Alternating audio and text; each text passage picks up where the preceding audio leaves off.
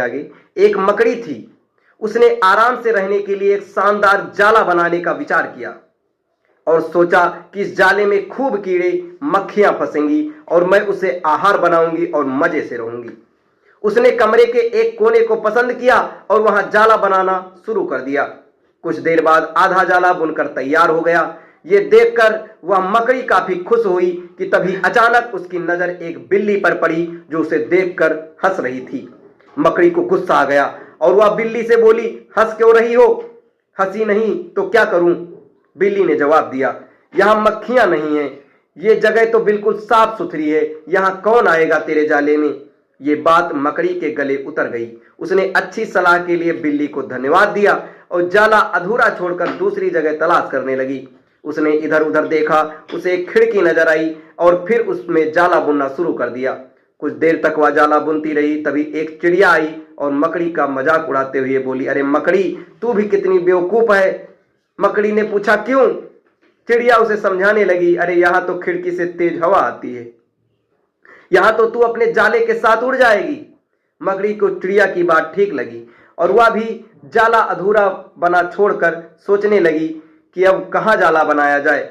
समय काफी बीत चुका था और अब उसे भूख भी लगने लगी थी। अब उसे एक अलमारी का खुला हुआ दरवाजा दिखा और उसने उसी में अपना जाल बनना शुरू कर दिया। कुछ जाला बुना ही था, तभी उसे एक काकरोच नजर आया जो जाले को अचरज भरे नजरों से देख रहा था। मकड़ी ने पूछा, इस तरह क्यों देख रहे हो? काकरोच बोला, अरे यहाँ कहाँ जाला बुनने चली आई, ये तो बेकार की अलमारी है, यहाँ अभी पड़ी हुई है, कुछ दिनों बाद इसे बेच दिया जाएगा और तुम्हारी सारी मेहनत बेकार चली जाएगी। ये सुनकर मकड़ी ने वहां से हट जाना ही बेहतर समझा। बार बार प्रयास करने से काफी थक चुकी और उसके अंदर जाना और फिर उसको जाला बुनने की ताकत अब नहीं बची थी। भूख की वजह से वह परेशान थी। उसे पछतावा हो रहा था कि अगर पहले ही जाला बुन लेती तो अच्छा रहता, पर अब वह कुछ नहीं कर सकती थी और उसी हालत में पड़ी रही। जब मकड़ी को लगा कि अब कुछ नहीं हो सकता तो उसके पास से गुजर रही चींटी से मदद करने की आग्रह किया। चींटी बोली, मैं बहुत देर से तुम्हें देख रही थी, तुम बार बार अपना काम शुरू करती हो, दूसरे के कहने पर उसे अधूरा छोड़ देती हो और जो लोग ऐसा करते हैं उनकी यहाँ यही हालत होती है। और ऐसा कहते हुए वह अपने रास्ते चली गई और मकड़ी पछताती हुई निढाल पड़ी रही। दोस्तों, हमारी जिंदगी में भी कई बार कुछ ऐसा ही होता है।